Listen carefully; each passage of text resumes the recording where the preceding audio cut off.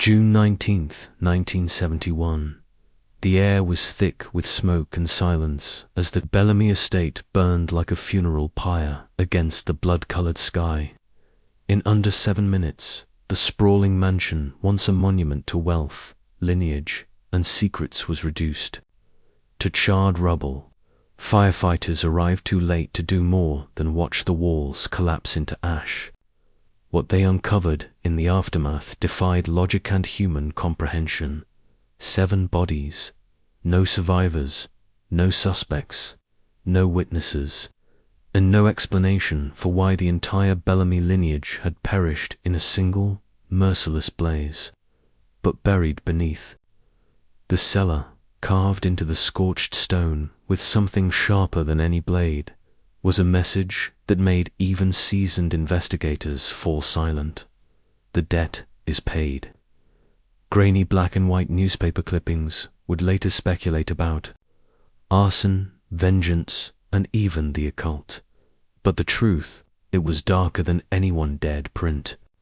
As dusk settled over the smouldering remains, one question echoed through the valley like a curse passed down through blood. What was the debt, ... and who came to collect it? Dunstable Hollow, Massachusetts, a town so small it barely appears on modern maps, nestled deep within the bramble-thick woods of New England. From above, it seems peaceful, picturesque. Mist rolls in like breath from the earth itself, shrouding the crumbling colonial homes and cobblestone paths in a near-perpetual dusk. But beneath the postcard charm lies something older, something unspoken. Here the trees whisper, the soil remembers. Founded in the late 1600s by Puritan settlers fleeing persecution, Dunstable Hollow quickly earned a reputation as a place of silence and secrets. Its history is dotted with hushed rumors of witch trials that were never recorded, of families that vanished without explanation, of churches that were quietly abandoned and never spoken of again. Wealth came early to the town, old money inherited, land and names that carried weight beyond their borders, and none carried more than the Bellamys. Perched on the highest hill, Bellamy Manor loomed over the town like a forgotten relic, its windows blackened, its gates forever closed to outsiders. Few were ever invited in. Fewer still returned with stories. Now, the once grand estate is nothing but scorched stone and fractured memories, the site of a fire that took 7 lives and left behind only questions. A town untouched by time, but scarred by history. Some places don't forget, others refuse to let go. In Dunstable Hollow, the past isn't buried. It breathes. At the center of the Bellamy tragedy stood Lord Everett Bellamy, a towering figure in both stature and reputation, an aristocrat by birth and a historian by obsession. Everett was the kind of man who lived more in the past than the present. He was rarely seen without a leather-bound journal clutched in his gloved hands, scribbling notes on the genealogies of New England's founding families or transcribing local legends with the reverence of scripture. Many in Dunstable Hollow whispered that his obsession went beyond mere curiosity, that he wasn't just documenting history, but trying to resurrect it. He rarely left the manor, and when he did, his presence was marked by silence and the cold hush that followed. His wife, Vivian Bellamy, was his opposite in every way, radiant, charming, and unnervingly serene. She hosted lavish garden parties during the summer solstice and autumn equinox, drawing in the elites from Boston to Providence. But behind the champagne glasses and forced smiles, rumors swirled. Townsfolk whispered that Vivian was a spiritualist, that she held seances in the Bellamy Library and believed the house itself was a threshold between worlds. Some claimed they saw her wandering the manor grounds at night, barefoot and murmuring in languages no one recognized. Then there were the children, Henry, Alice, and Thomas, each a puzzle in their own right. Henry, the eldest, was brilliant and brooding, a promising academic who abruptly abandoned his studies at Yale after what the family called an episode. He returned to Dunstable Hollow and was rarely seen again.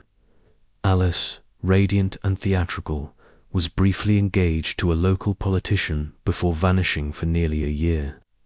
She re-emerged, thin, quiet, and forever changed, refusing to speak about where she had been. Thomas, the youngest, was described by townsfolk as peculiar, prone to staring at empty corners and drawing unsettling symbols in the margins of his schoolbooks. One teacher once claimed he asked her, with chilling calm, "Do you hear it too?" All three siblings suffered in silence, tethered to the house like shadows that couldn't flee the fading light. Among the few who saw the family in their final days was Samuel Pruitt, the Bellamy's reclusive groundskeeper, a man of few words and many superstitions. Pruitt had served the family for over 3 decades. He was the last known person to see them alive. According to his statement, he left the manor just after sunset on June 18, 1971.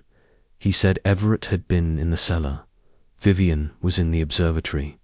The children were not themselves. That was the phrase he used. Not themselves. He refused to say more. Leading the investigation into the fire was Detective Marla Keyes, a seasoned officer with a reputation for solving the unsolvable. But Dunstable Hollow was unlike anywhere she'd been. The fire report made no sense. The victims' positions defied logic. The carved message in the cellar chilled her more than any crime scene she'd encountered. A year later, she left the force without a word. She never filed another case. And when asked about Dunstable Hollow, she would only ever respond with a distant look and a quiet warning. Some houses don't want to be solved. In the ruins of Bellamy Manor, the family portraits are now warped and burned, their smiles twisted by fire and time. But behind each face lies a deeper story of inheritance, secrecy, and a darkness that didn't end with the flames. The first public crack in the facade of Bellamy, Prestige, appeared in the summer of 1957. Alice Bellamy, just 16 at the time, was found at dawn on the edge of Ashmore Woods, barefoot, bloodied, and muttering incoherently in Latin. The search for her had gone on for 3 days.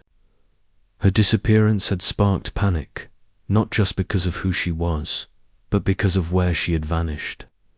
The woods behind Bellamy Manor were thick, overgrown, and, according to local superstition, cursed.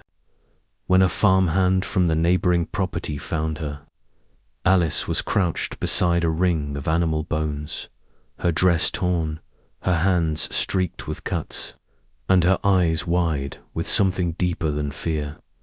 The Latin she spoke was later identified as a corrupted ecclesiastical dialect, fragments of funeral rites, exorcism passages, and lines from the Book of Revelations.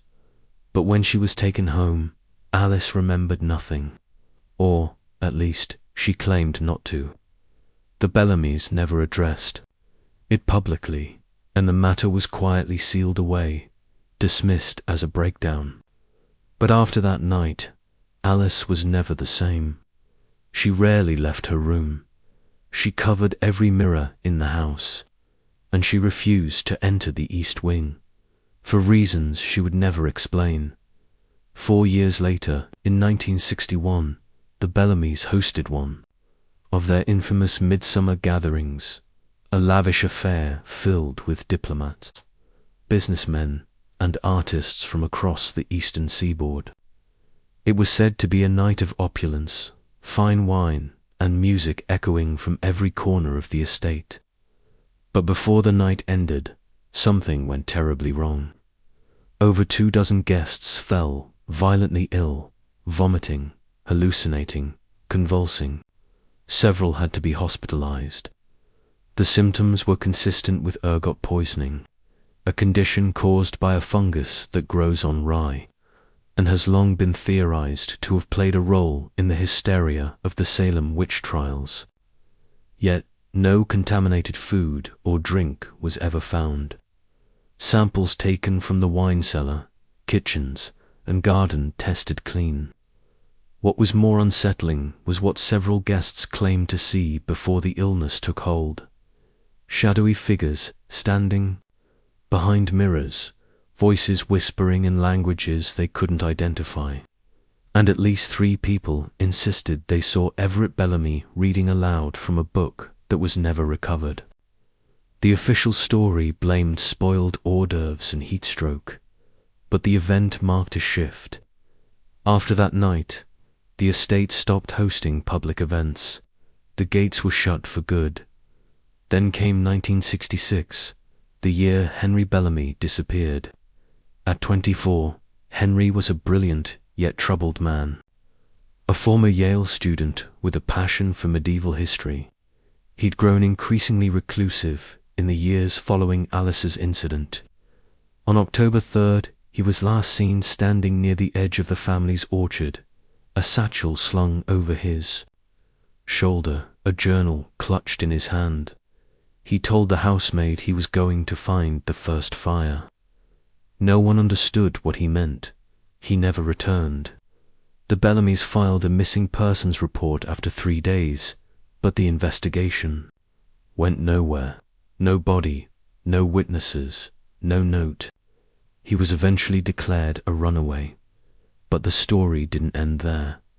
In 1970, just 1 year before the fire, a hiker stumbled upon a grisly discovery in the pine forests of western Kentucky. Partial human remains, carefully arranged in a radial pattern using stones and bones. Local authorities assumed it was some kind of disturbed ritual site, possibly animal in origin. But dental records confirmed what no one expected: the bones belonged to Henry Bellamy. How he ended up over 800 miles from Dunstable Hollow was a mystery. More disturbing was the way his remains were arranged, not randomly, but with precision.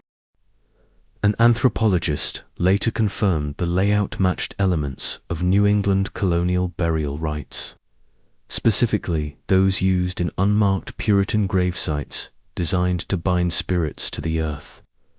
Among the bones, investigators found remnants of cloth from a Yale sweater and fragments of a leather journal, most of it unreadable, except 1 page. Scribbled in smudged ink, it read, "The flame does not forget. The first fire is the last debt." None of these incidents were officially linked, not by the police, not by the town. But behind closed doors, the people of Dunstable Hollow knew better. They'd seen the signs long before the fire. Whispers about the Bellamys had grown darker with each year, about Everett's obsession with ancestral curses, about Vivian's midnight chants, about Thomas, the youngest, seen more often speaking to empty rooms than to people. Some say the house had turned on them. Others believe the Bellamys had opened a door they didn't know how to close. By 1971, when the fire finally came, it felt less like a tragedy and more like a reckoning, the violent culmination of a slow, rotting descent into something older than madness, something that had waited, patient and unseen, in the walls of Bellamy Manor. In the years leading up to the fire, the air in Dunstable Hollow grew thick with unease, as though the town itself could feel a storm gathering over the Bellamy estate. What once had been whispered only behind closed doors began seeping into pews, pulpits, and newspapers. Gossip morphed into conviction. The Bellamys, once regarded as eccentric aristocrats, were now spoken of with dread and suspicion. There were stories, so many stories, of strange lights flickering in the upper windows of Bellamy Manor, of chanting, carried on the wind late at night, and of guests arriving in limousines under the cover of darkness, faces veiled, never seen again. The term that began circulating quietly among townsfolk was occult parties, and it wasn't long before local churches took notice. 3 separate congregations, Methodist, Baptist, and a small Old World Episcopalian church, publicly denounced the Bellamy family from the pulpit. Sermons grew increasingly fiery, denouncing esoteric corruption and hidden rituals that were inviting judgment upon this town. Pastor George Mullaney, of the Hollow's oldest church, St. Eustace's, warned his parishioners in 1968. There are houses built not on rock nor sand, but on blood, and they shall be made ash. Attendance at church surged. Fear unified neighbors like faith never could. Children were warned never to walk near Bellamy Hill. Parents told stories of spirits and curses to keep their families close.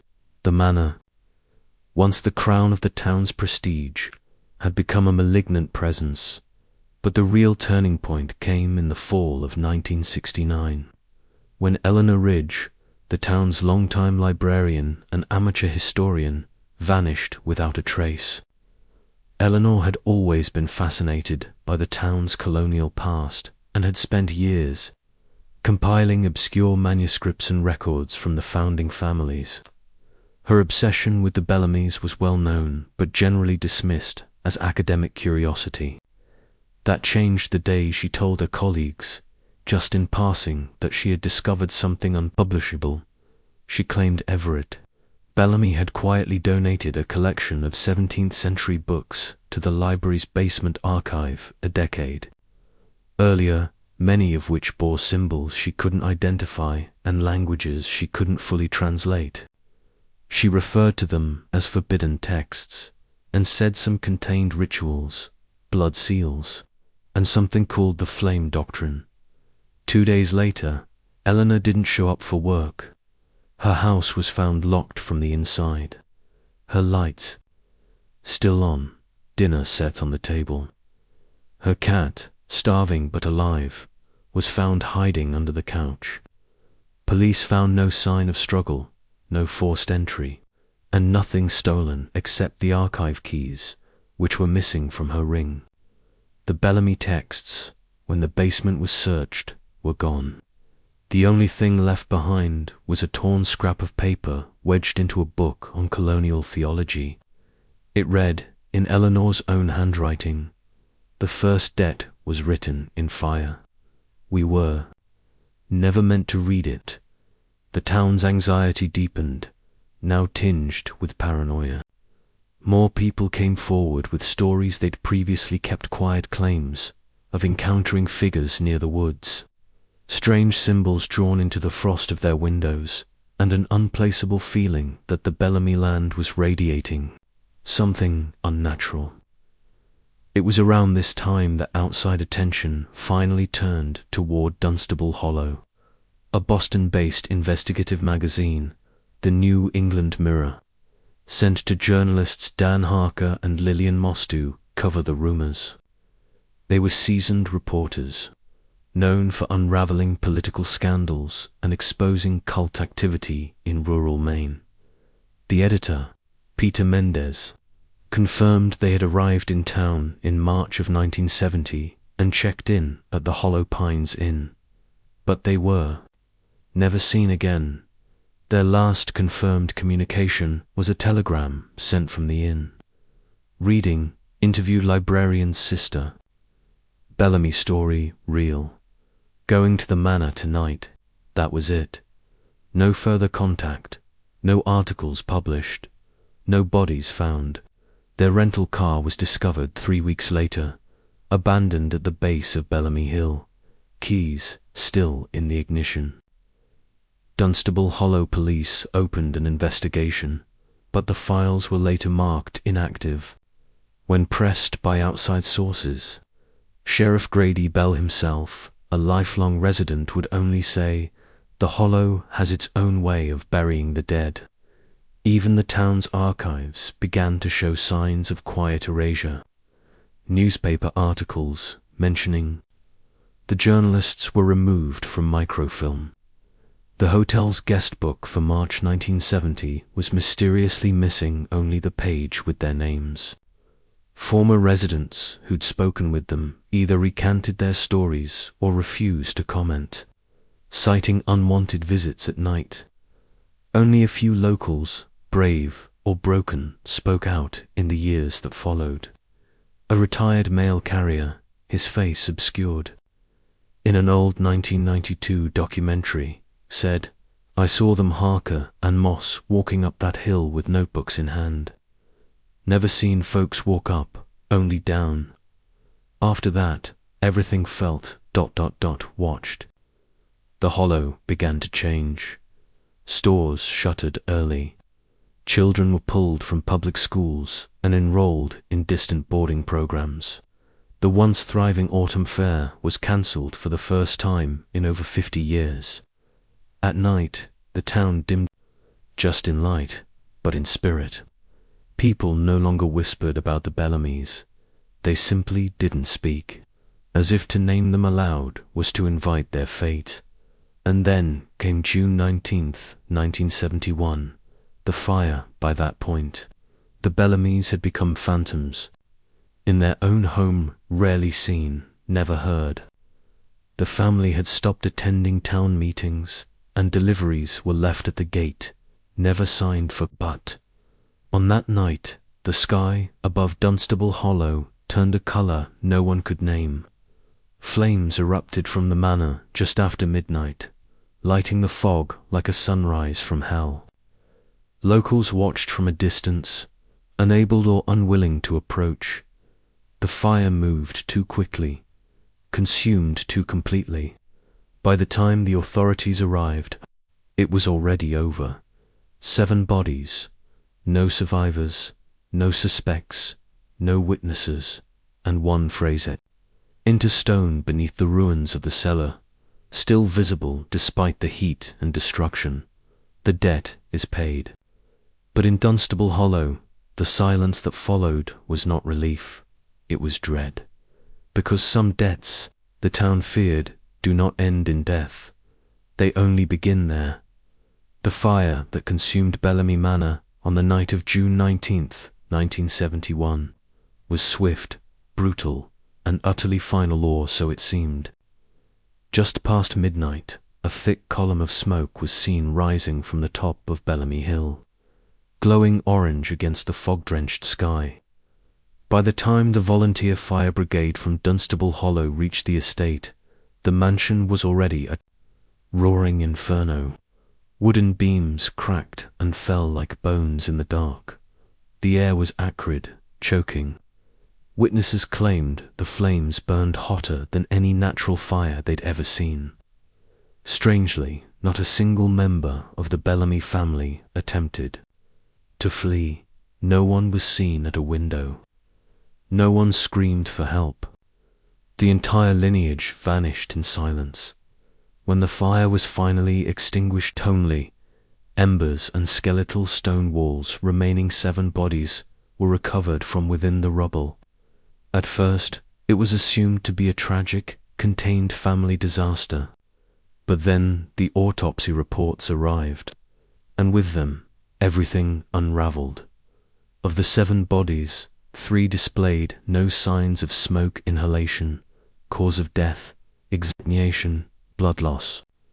2 others showed signs of severe blunt force trauma injuries consistent with blows delivered hours, if not days, before the fire.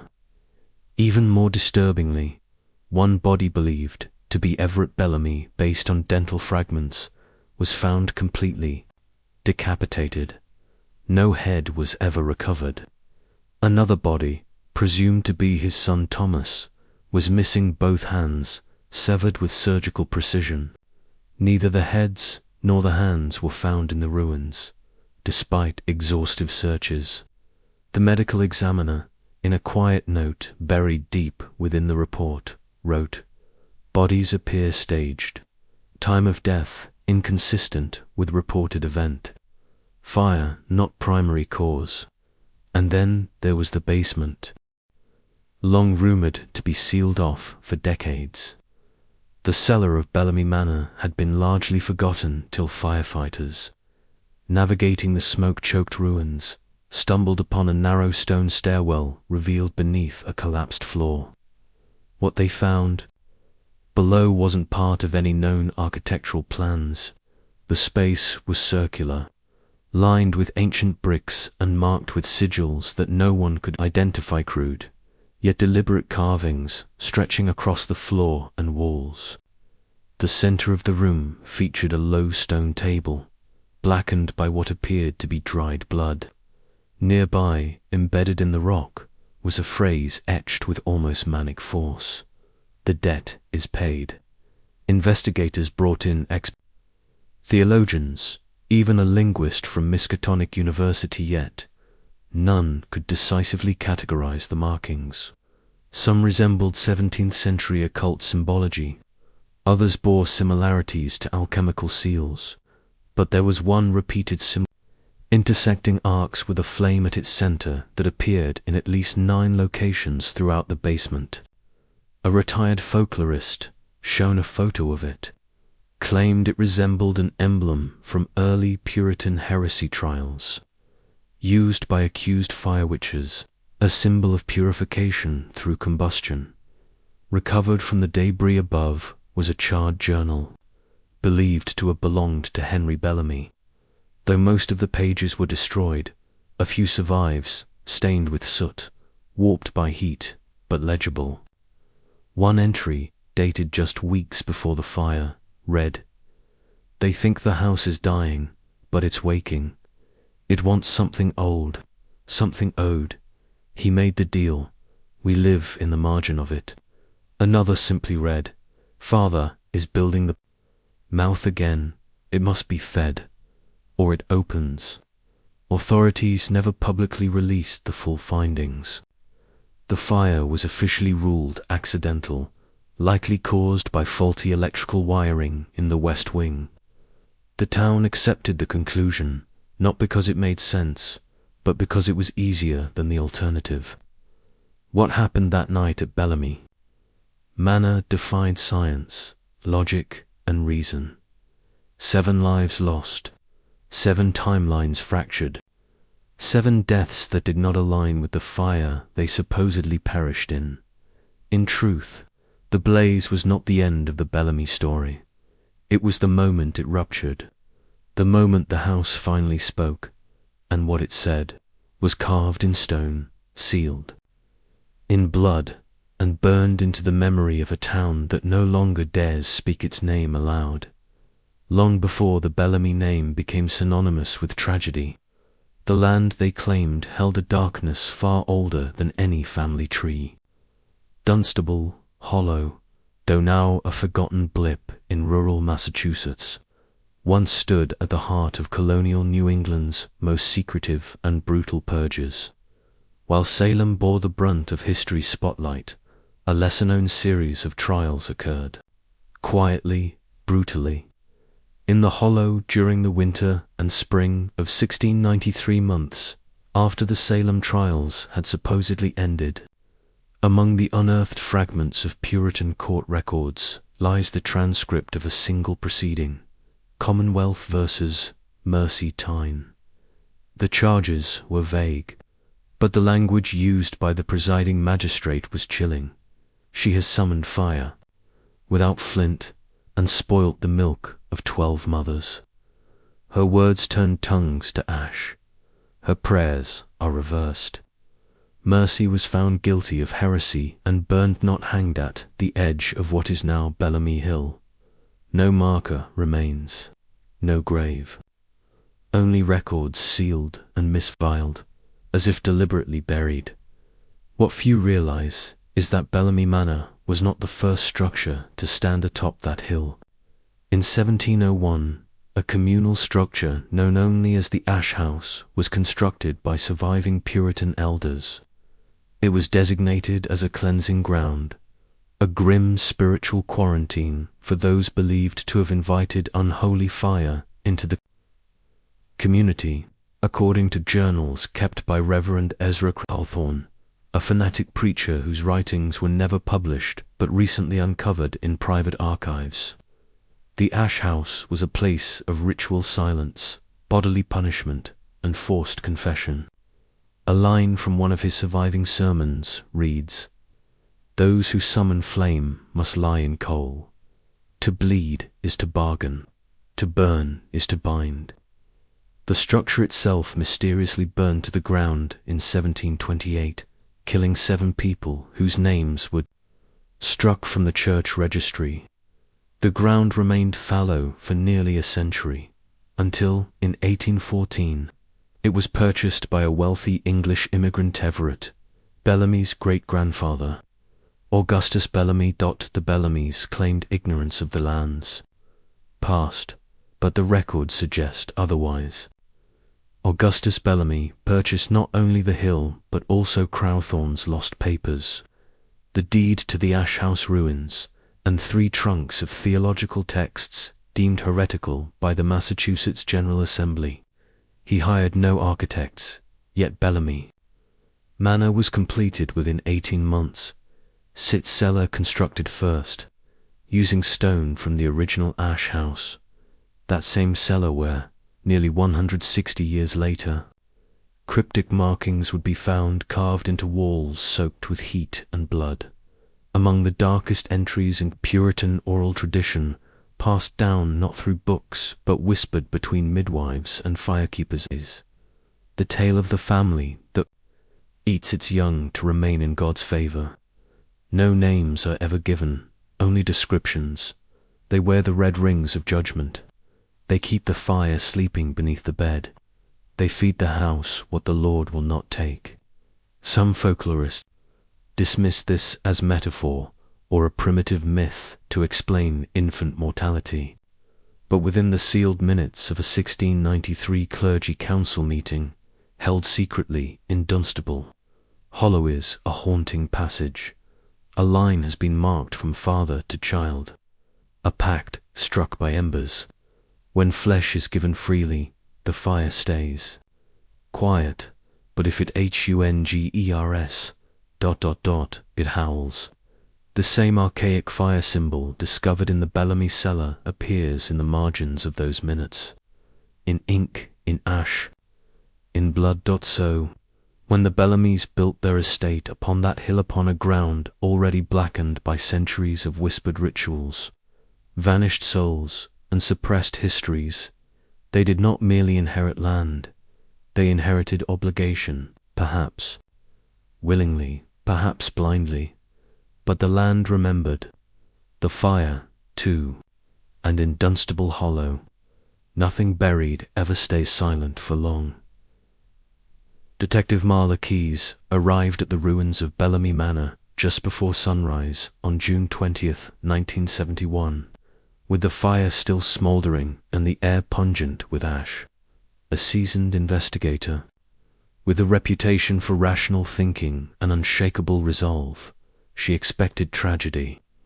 What she found was something else, entirely something that resisted explanation, fought back against logic, and refused to lie still beneath the weight of fact. From the moment she stepped into the blackened remains of the estate, Keyes knew this would not be an ordinary case. For one, there was no accelerant, none.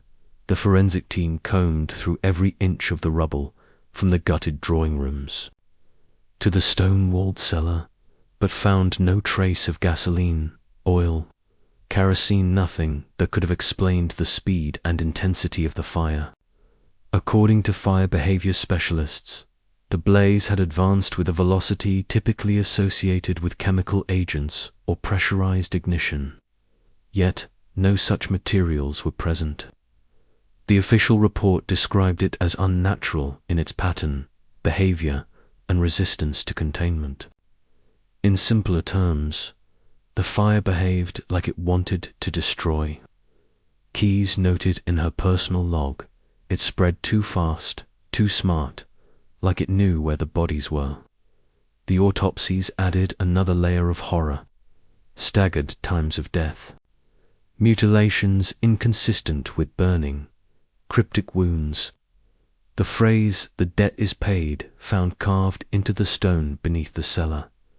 All of it pointed to something far beyond arson. But Dunstable Hollow didn't want answers. The townspeople recoiled from investigators, like they'd brought a plague with them. No one spoke. No one shared memories. No one dared go near the hill. It was as if the fire had burned not only the Bellamy estate, but the will to speak of it. Frustrated by the silence and the increasingly bizarre nature of the evidence, the town council quietly, and without public record, hired to private investigators from New York. The team was led by Charles Lewin, a former NYPD detective turned independent operative, and Mara Singh, a criminal psychologist with an interest in cult behavior. What they found during their 6-week inquiry only deepened the mystery and set in motion a series of theories, each more disturbing than the last.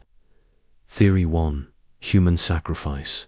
Lewin and Singh uncovered references to a network of correspondences between Everett Bellamy and a known esoteric scholar from Prague named Oral Keter.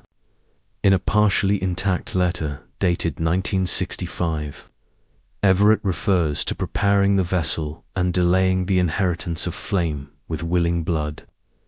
Singh posited that this could imply the family had entered into some kind of generational covenant, involving sacrificial death, a ritual passed through lineage. Supporting this were markings found in the basement matching those in 16th century grimoires, some associated with binding spirits through voluntary combustion. Singh theorized that the family had, perhaps knowingly, participated in a rite to appease or contain something, an entity or force tied to the land. Whether the final fire was part of that offering or a punishment for failing to complete it remained unclear. Theory 2. Insurance fraud. Skeptics proposed a more terrestrial explanation. In the months prior to the fire, Everett Bellamy had quietly increased the family's fire insurance policy by nearly 400%. The family's finances were said to be crumbling. Several investments had failed, and the estate was rumored to be leveraged beyond its value. Could Everett, already obsessed with the past and cornered financially, have staged the entire tragedy to erase debt through death? But this theory began to unravel quickly. No payout was ever collected. In fact, no legal claims were ever filed. After the fire, the Bellamy estate, by legal default, transferred to the state, and was later sold at auction, though no buyers ever completed the sale. Additionally, the deaths were too gruesome, too complex. The mutilations, the messages, the evidence buried deep in the manor's foundation. None of it fit, a fraud gone wrong. Theory 3. Cultra site. More fringe researchers proposed the Bellamy Manor was used door infiltrated as a remote testing site for Cultra, the CIA's covert mind control program active through the 1950s and 60s. Proponents of this theory point to the ergot-like illness that afflicted party guests in 1961, the family's increasingly erratic behavior, and the missing journalists whose names vanished from public records. One theory posits that Everett Bellamy was not a cultist, but a subject chosen for his isolation, wealth, and eccentricity. The sealed cellar, in this context, was not a ritual chamber, but an experiment chamber, an underground lab. While no definitive links to the CIA were ever found, Lewin noted the eerie disappearance of related evidence, including guest lists, letters, and even the fire brigade's original dispatch recordings. At least 2 investigators later claimed their phones were tapped after returning from Dunstable Hollow. Theory 4. the Bellamy curse, the oldest theory spoken in half-whispers through generations, was that the Bellamy family was cursed, not metaphorically, but literally, rooted in the 17th century purges, and in the family's construction of a manor atop land marked for heretics and ritualized death. The curse was said to be generational. Each descendant bore the weight of a covenant struck in blood and sealed in fire. The signs were always their Alice's fugue state in the woods, Henry's death 800 miles from home, Thomas' strange behavior, Vivian's rumored sin, Everett's descent into obsession. Keyes herself grew uneasy with this theory, writing in her notebook, "Every name in the family tree ends in loss. Not grief, loss, as if something takes them." A crumbling sketch of the Bellamy lineage, recovered from Everett's study, shows names crossed out in red ink, accompanied by symbols that resemble tally marks or flame icons. At the bottom of the page, beneath his children's names, Everett had scrawled, "The fire waits, we are the kindling." None of the theories were ever confirmed. The official report remains vague, marred by redactions and absent evidence. Detective Keyes, after closing the case, resigned from the force and disappeared from public life. When later contacted by a documentarian in 1983, she offered only one statement: the fire wasn't the crime. The crime was keeping their house alive. Today, Bellamy Hill remains undeveloped, overgrown, and unnaturally quiet. The wind there doesn't whistle, it hums. And those who visit the Citra as they Araphon report the same unnerving sensation that they are being watched, not by eyes, but by memory, by something that burns without flame. Because in Dunstable Hollow, theories don't bring closure, they bring invitations in the immediate aftermath of the Bellamy Manor fire. The public expected answers. What they received instead was a vacuum one, so absolute, so carefully engineered, that it raised more questions than it silenced. Within days, the tragedy made its way to the national press. The New York Times assigned reporter Judith Fammer to cover the event. Her original article, titled "Legacy of Ash: The Bellamy Family Fire," was published in the morning edition of July 2, 1971, later to be retracted within hours. Not corrected, not updated, withdrawn entirely. No official explanation was given. Farmer herself vanished from journalism shortly after. When contacted years later, she claimed the story had gone above editorial clearance and referred to a visit she received from individuals, not local and not press. She refused to elaborate.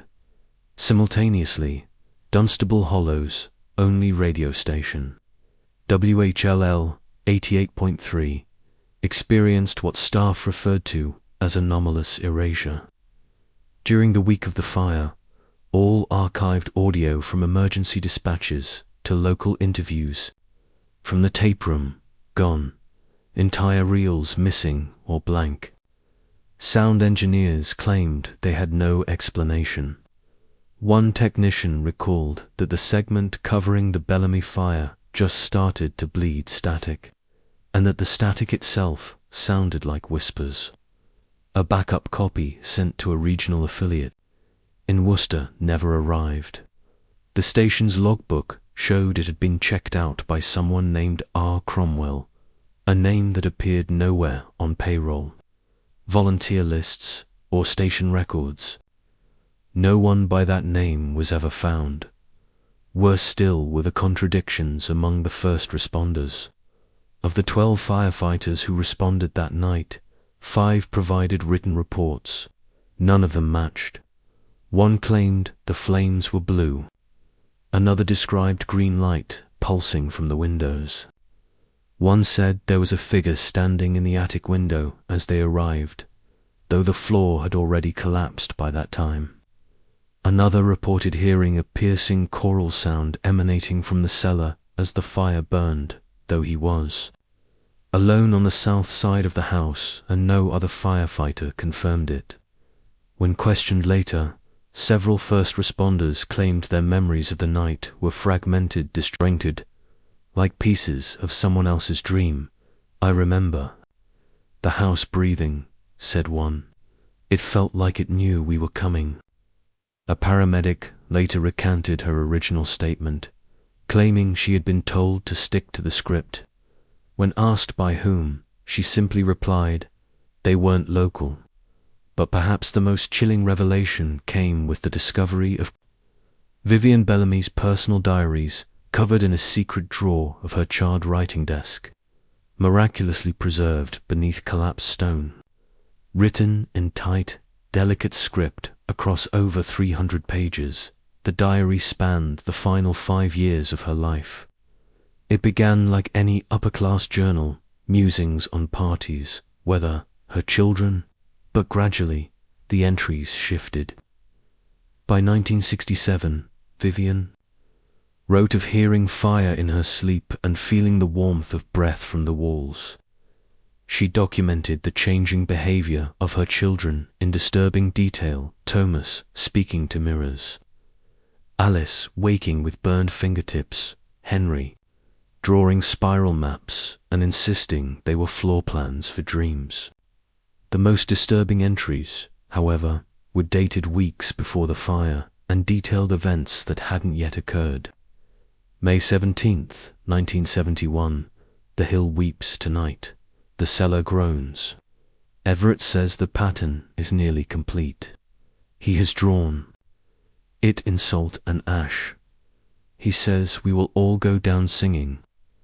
June 3rd, 1971, "Alice is missing again. She stands in the orchard and hums to the dark. I asked her what she was humming, and she said, 'The Song of Unmaking.'" June 18th, 1971, "The fire waits behind the door. We have set the table. The house will eat. Thomas is afraid. He saw the first mouth open beneath the stair. I told him it was the price of the promise. He cried anyway. It smells like cinder, even before the match is struck." When cross-referenced with the official timeline, these entries appear to predict not only the fire, but the exact positions of the bodies, the symbols in the cellar, and even the carving on the stone. The debt is paid. Investigators were baffled. Some theorized Vivian was mentally ill, suffering from delusions and projecting guilt onto fictional scenarios. But the accuracy of her details, many of which were never released to the public, defied that theory. Keyes noted in her final field notes, "Either she planned it, or something told her." The diary was entered into evidence, but only partial excerpts were made public. Several pages were redacted entirely. Rumors spread that portions were written in Latin, Aramaic, and something that resembled Old Dutch, but couldn't be confirmed by linguistic experts. The diary has since vanished from public record. A Freedom of Information Act request filed in 1995 resulted in a response stating that the document was transferred to an undisclosed federal archive for further study. The fire that destroyed the Bellamy family did not just take lives, it took truth. Every attempt to piece together the full story is met with missing files, altered records, and memories that seem to shift in the telling. Facts dissolve, names disappear, and the deeper one looks, the more it becomes apparent. Something did not want this story to be told. Something still DOESN, single quotes, because in Dunstable Hollow, what survives the flames isn't always what should. For decades, the story of the Bellamy fire was thought to be complete, a sealed chapter of local tragedy, shrouded in mystery and warped by time. but hidden within the folds of forgotten memories and overlooked documents were voices long ignored, silent witnesses, people who saw something but were too afraid or too young to understand what it meant. It wasn't until the late 1990s that a fresh wave of testimonies emerged, quietly disrupting the carefully preserved silence around the Bellamy legacy. One such voice came from Daniel Huxley, now in his 60s, who came forward anonymously in a 1999 taped interview under heavy voice distortion. Huxley had been just 9 years old when he lived in Dunstable Hollow. His parents ran a boarding house near the edge of town. What he recalled was fragmented, strange, but unmistakably real. He said he was one of the invited, a group of children hand-picked for what the Bellamys called Twilight Games. According to Huxley, a woman with white gloves believed to be Vivian Bellamy herself came to his school one spring afternoon with sweets, stories, and quiet invitations. They made it seem like a treasure hunt, he recalled. They gave us little parchment maps, hand-drawn. Said there were secrets in the orchard if we could find them before sunset. His parents, wealthy tenants hoping to gain favor with the Bellamys, eagerly allowed him to go. He would be supervised, they were told. It would be good for his education. What Daniel found instead was a different kind of game. He remembered the children being led through the manor's east wing, into the garden, and finally into what he called the door beneath the stone. There, in a candlelit chamber smelling of iron and incense, they were instructed to wear masks, wooden carvings shaped like animals and old gods. There was chanting. It was like we were pretending to be shadows, he said, except the shadows started answering back. Daniel claimed he saw Alice Bellamy speaking to something behind a mirror, and that Thomas, just a few years older than he was, stood motionless, murmuring Latin phrases while drawing symbols into the dirt. One child wet himself and tried to leave. Vivian, according to Daniel, simply smiled and said, "The fire needs brave boys." Huxley never went back. The following week, his family abruptly left Dunstable Hollow. No explanation, no forwarding address. They moved to Vermont and never spoke of the Bellamys again. Then, in 1998, during a routine estate liquidation near the old Orchard Road, a rusted lockbox was found buried beneath the collapsed remains of a tomb. Inside were the long-lost journals of Samuel Pruitt the Bellamys, loyal groundskeeper and the last known person to see the family alive, thought to have died in a state hospital in 1974. Pruitt had once been dismissed as a superstitious recluse, but his journals told a different story, spanning from 1949 to just weeks before the fire. The entries were erratic, fevered, and at times nearly illegible, but the content was damning. Page after page of obsessive documentation of rituals held beneath blood moons, of strange guests arriving in hooded garments, of children taken into the woods and returned with ashes in their shoes. Pruitt sketched what he saw: circles of fire, altars made from blackened stone, masks shaped like deer skulls and horned suns. One drawing showed Everett Bellamy standing above a pit, arms outstretched, with 3 indistinct figures kneeling. At his feet, beside it, in trembling handwriting, Pruitt had written, "He feeds the silence. They said he must." The most unsettling entry came just 4 days before the fire. The eyes are back. Not his, not hers, not the children's. The house is watching. The breath in the walls is heavy. He says it's nearly time. He says the debt must be paid in flame. He asked me to choose one of the boys. I refused. I think that's why the orchard died. The journals were never formally submitted as evidence.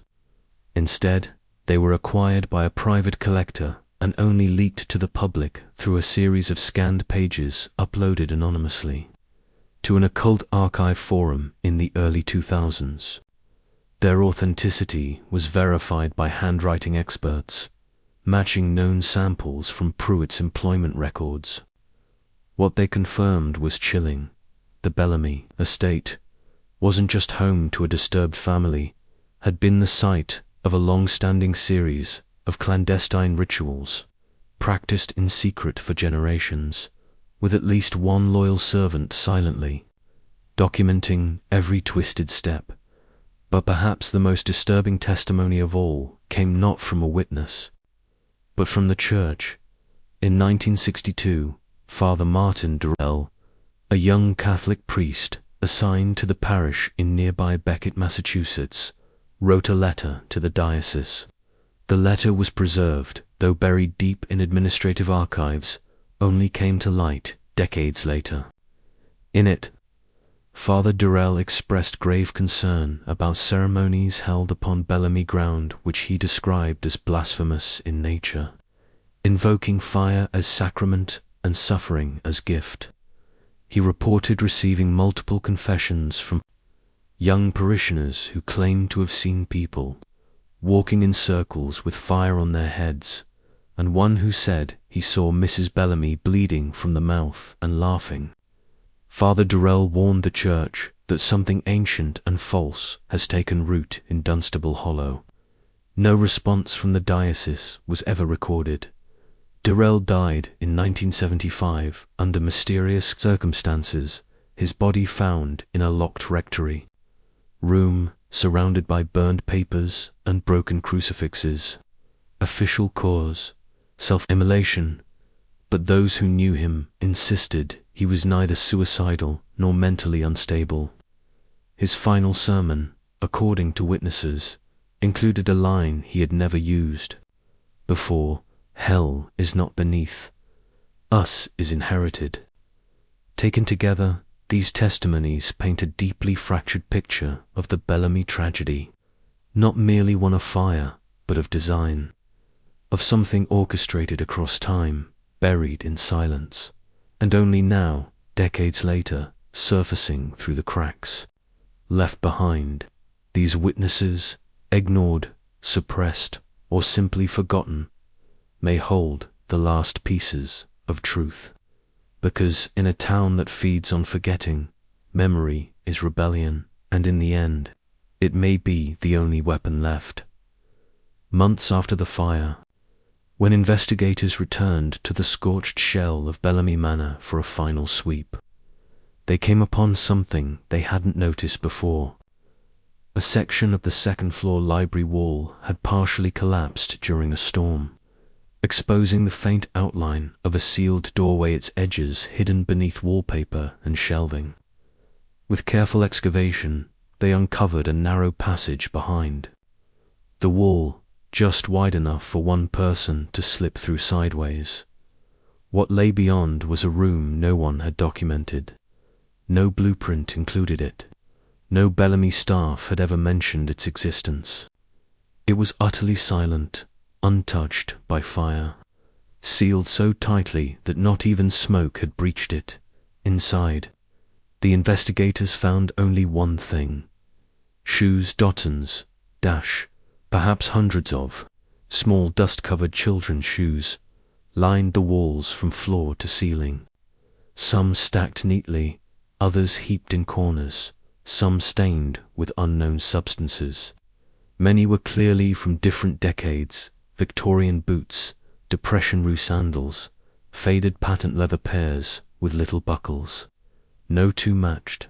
Each pair had a handwritten tag tied to the laces, brittle with age, marked with initials and a date.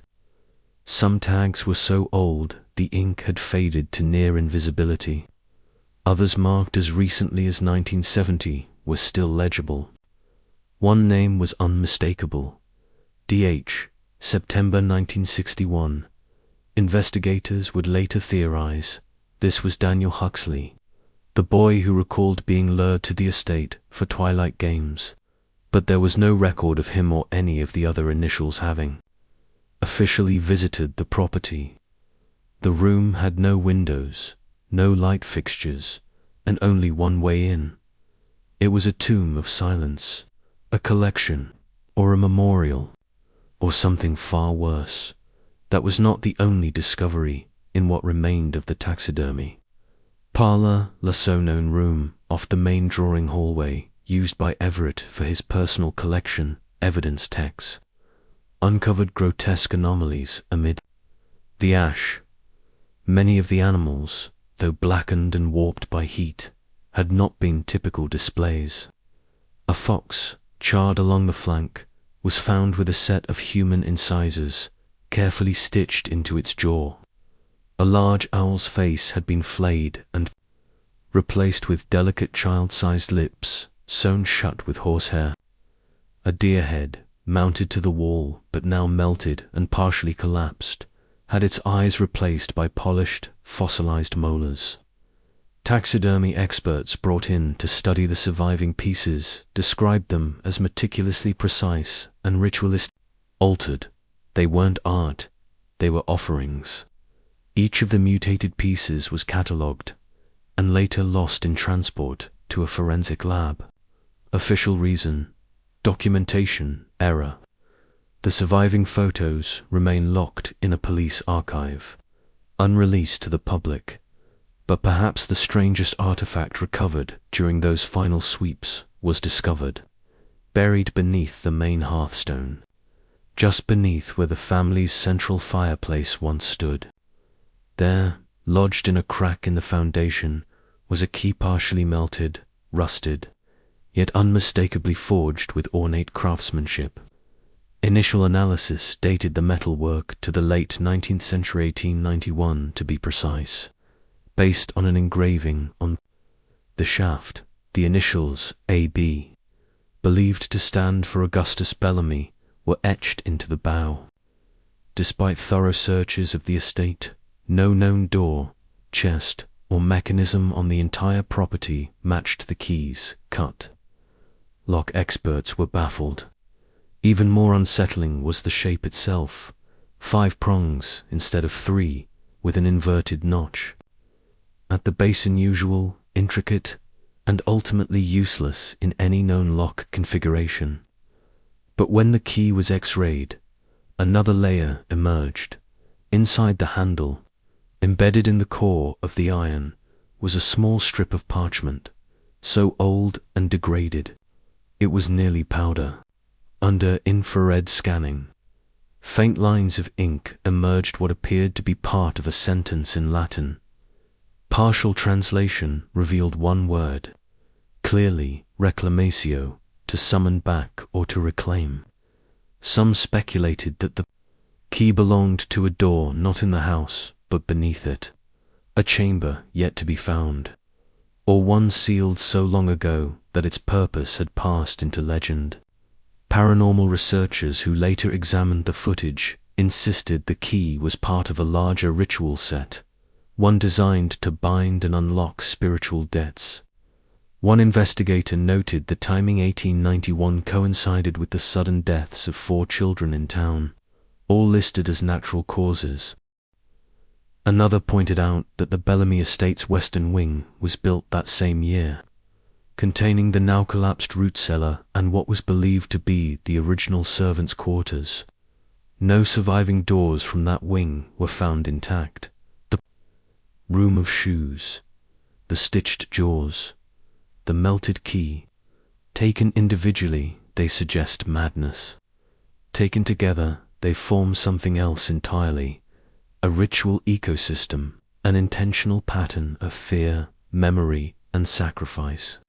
Each element curated, preserved, hidden in plain sight behind walls and hearths.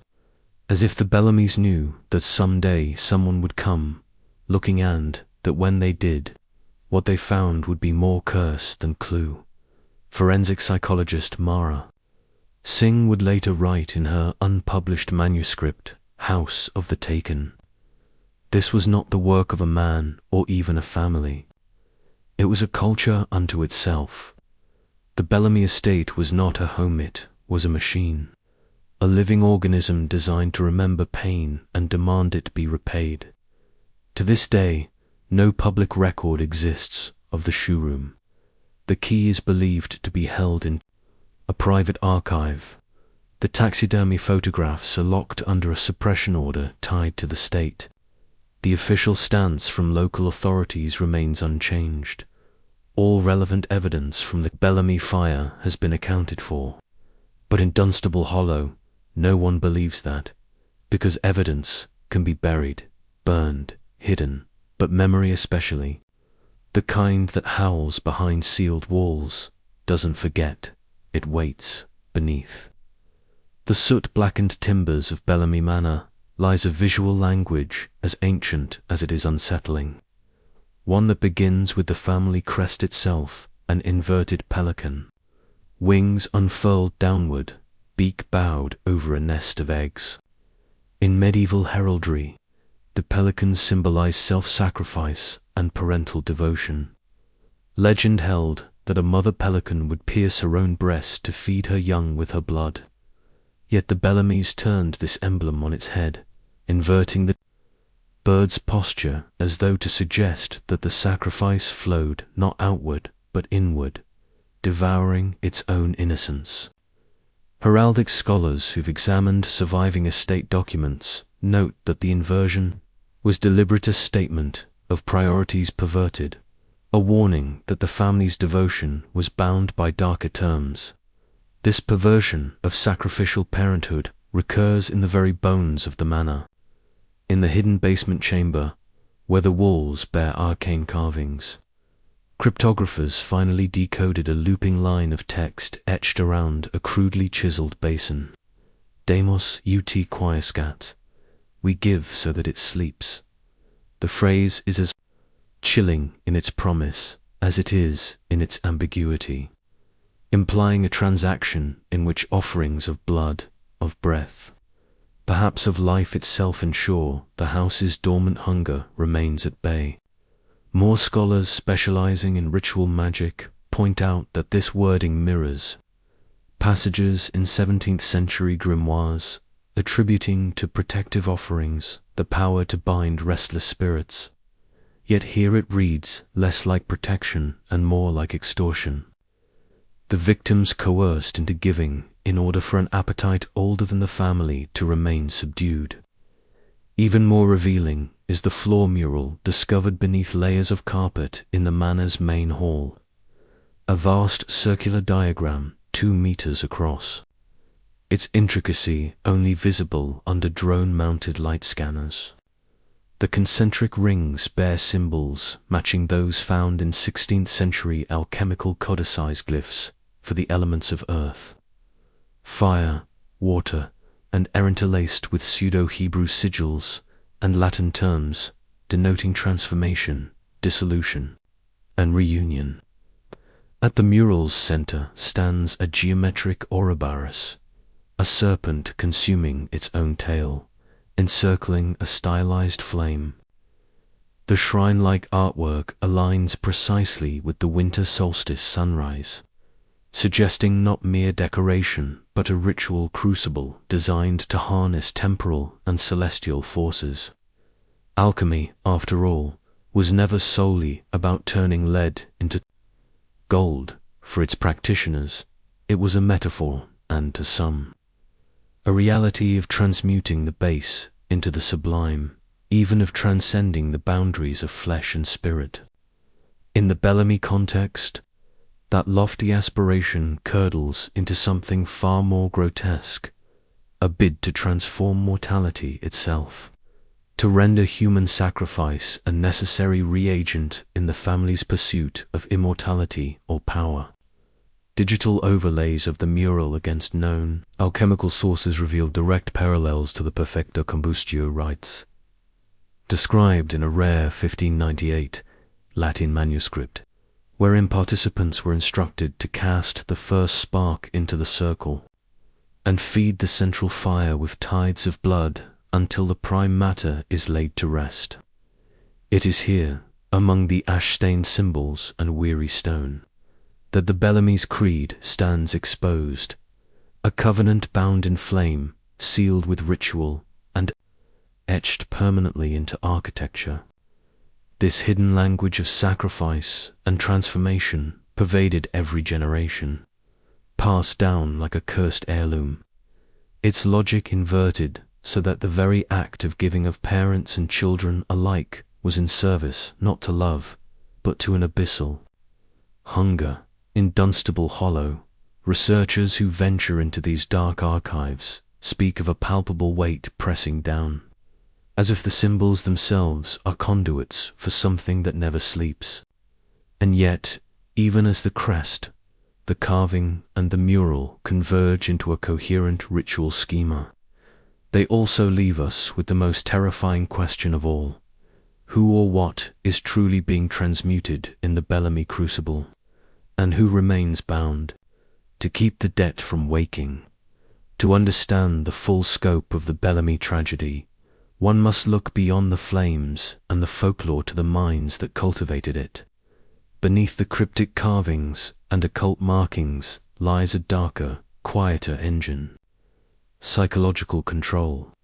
And for cult behavior experts and forensic psychologists, the evidence suggests not madness in the typical sense, but something far more systematic and chilling, an architecture of belief passed down like blood, fed and watered through isolation, trauma, and ritual. Dr. Helen Drost, a leading cult deprogramming specialist who spent years studying the Bellamy case, put it bluntly: this wasn't delusion. This was intergenerational indoctrination masquerading as tradition. She draws comparisons between the Bellamys and closed, high-control spiritual groups, noting that Everett Bellamy, the patriarch, displayed all the hallmarks of a charismatic authoritarian. He controlled information, rewrote history within.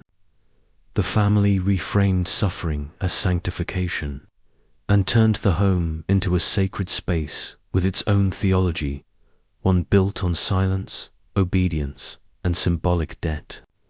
At the core of Everett's twisted doctrine were his journals, dozens of leather-bound volumes found locked in a cedar chest beneath his study floor, analyzed posthumously by forensic psychologist Dr. Patrice Langford.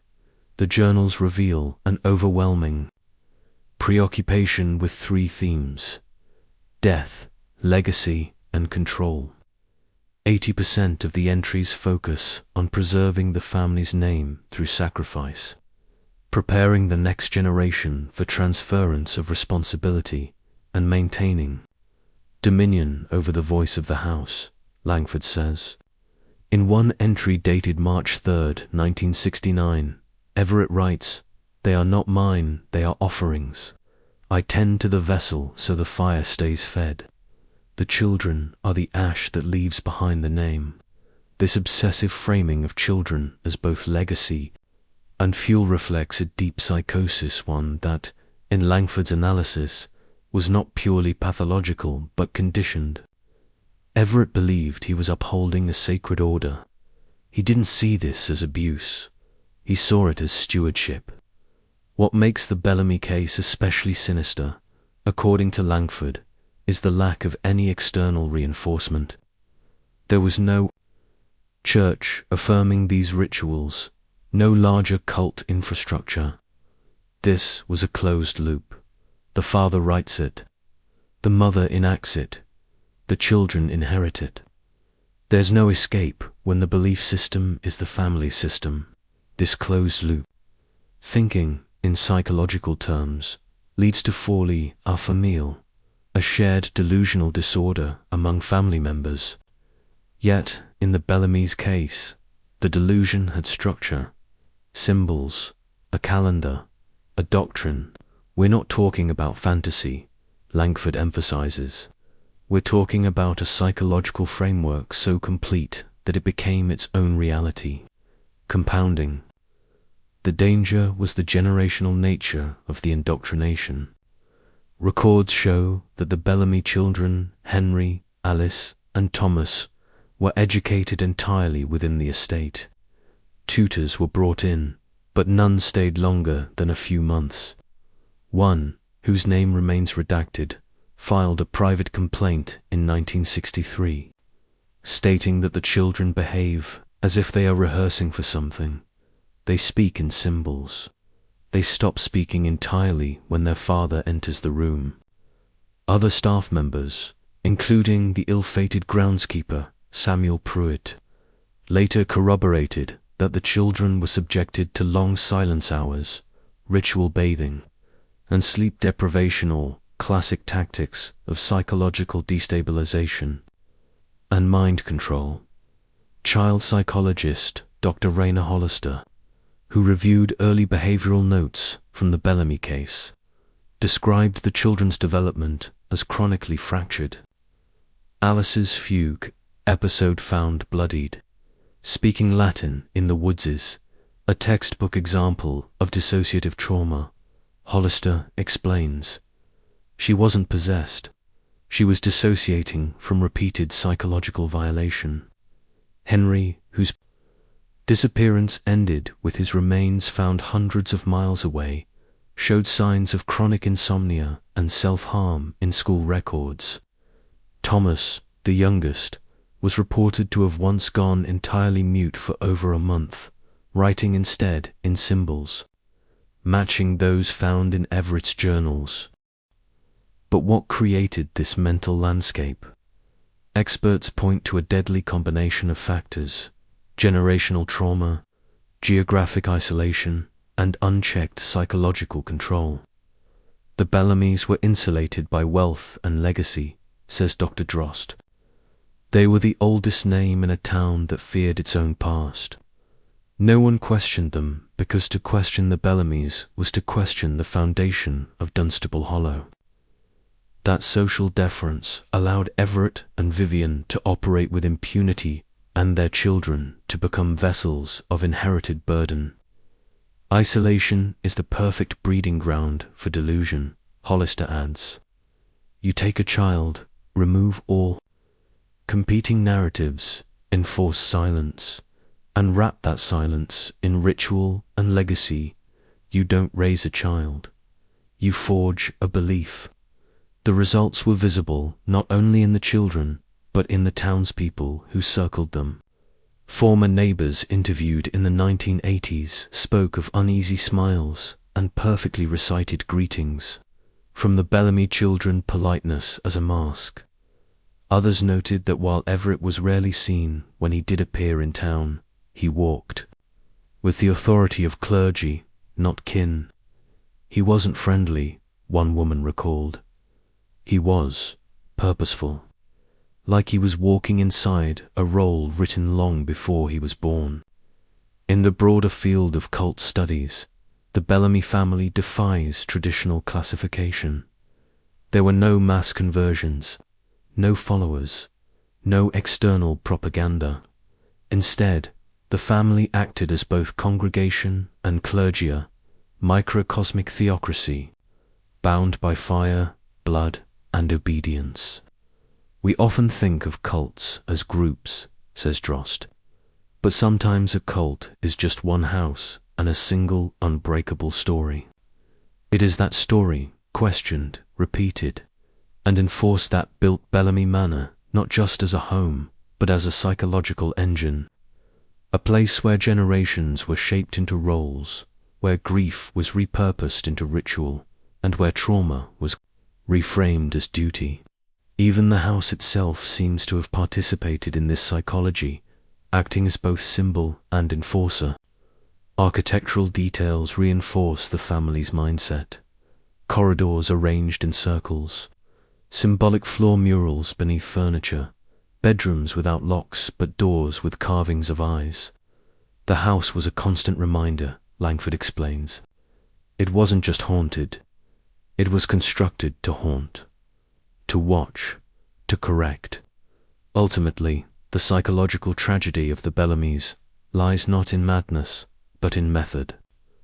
They didn't spiral into chaos, they planned it. They raised their children with care, with precision, and with purpose, just not for a life, but but for a death they believed would mean something, something sacred, something required, because, in the Bellamy doctrine, the fire didn't consume them, it completed them. Piecing together the final days of the Bellamy family is like assembling a jigsaw puzzle made of scorched paper and whispers.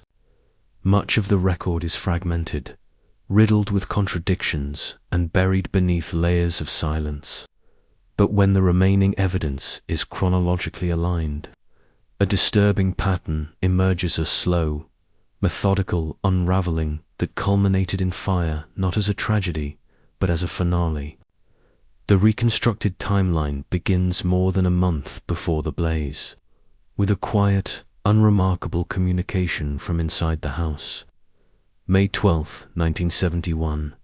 Alice Bellamy, the middle child, and by then a reclusive and emotionally fragile young woman, pens a handwritten letter to her childhood tutor, Miss Elspeth Morrow.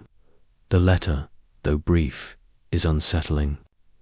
She writes in peculiar phrasing, referencing the days growing thinner and father's preparations nearing completion. Most notably, she signs the letter not as Alice, but as Alison, servant of the waking hush. Experts later suggest this name and title may have roots in ritualistic self-effacement, common in closed cultic environments where individuals are stripped of their identities. The letter is postmarked and received on May 14th, making it the last confirmed communication from anyone in the family. May 19th, 1971. The last verified sighting of any Bellamy family member occurs on this date. A local grocer named Harold Klein recalls seeing Thomas Bellamy, the youngest child, standing motionless at the edge of the woods just beyond the Bellamy estate. According to Klein, Thomas was barefoot, holding what looked like a bundle of dried herbs and staring directly into the tree line. When Harold called out to him, Thomas said nothing. He simply turned and walked back toward the manor, disappearing behind the hill. No other Bellamy family members were seen in town after that. From this point forward, the estate fell into what townspeople later described as a dead hush. No lights, no deliveries, no phone calls. Just silence. May 25th to 31st. Multiple undocumented anomalies occur within the estate perimeter during this week, but are only pieced together retroactively. A local mailman notes that the Bellamy mailbox, normally cleared every 2 days, begins to overflow. 3 private contractors hired to do minor stonework on the garden's retaining wall claimed they were abruptly turned away by the groundskeeper, Samuel Pruitt, who told them the soil is not to be touched now. The ground is listening. They report hearing chanting faintly coming from the basement windows and a strange metallic humming that seemed to echo even after they left the property. June 1st, 1971, at 2:07 a.m., the estate's internal alarm system is triggered. The signal originates from the wine cellar, a sublevel chamber previously thought to be inactive. The alarm pings the security office in Pittsfield, which attempts a call to the manor. No one answers. The incident is dismissed as a technical malfunction and filed without follow-up. However, 2 days later, the cellar is found bolted shut from the outside. When opened post-fire, investigators would discover scorch marks, arcane carvings in the stone floor, and what appeared to be a ritual circle made of ash, salt, and fragments of bone. June 5th to 10th, 1971. Neighbors begin reporting unusual activity. On the hill, one couple, the Rollings, claimed to see lights moving in symmetrical patterns across the upper windows. Another witness reports seeing silhouettes holding hands on the roof under the full moon. A former housemaid who lived 2 miles away tells police she was woken by high-pitched, sounds like a child's scream, but reversed, on the night of June 8th, No official reports were filed until after the fire. June 11, 1971, a rare book dealer in Boston receives a parcel addressed from Everett Bellamy. Inside is a single page torn from a 16th century alchemical treatise titled Liber Ignium, the Book of Fire. The page is marked with 3 symbols: an Ouroboros wrapped in flame, a child's eye, and a phrase scrawled in Latin: Ignis est lingua Dei. Fire is the tongue of God. It is unclear why Everett sent the page or what its purpose was. The dealer, frightened, turns it over to authorities, but the record of its receipt disappears during transit to a state archive. June 17, 1971. Samuel Pruitt, the Bellamy groundskeeper, is spotted walking alone along the orchard path at sunset. A local teen sees him holding what looks like a charred book and muttering to himself, repeating the phrase, "We give so," that it sleeps. This is the last confirmed sighting of Pruitt before the fire. His body would later be found among the 7 inside the manor, though his placement in the ritual circle beneath the floor suggests he may have died days earlier. June 18, 1971. Nothing, no sound, no sightings, no calls. The day passes in eerie stillness. The estate looms like a mausoleum-primed patient, waiting. June 19, 1971, at 3:14 a.m. Residents of Dunstable Hollow wake to the sight of Bellamy Manor fully engulfed in flame. The fire burns hotter and faster than any in recorded county history. Responders arrive within minutes, but the blaze consumes the structure in under 7.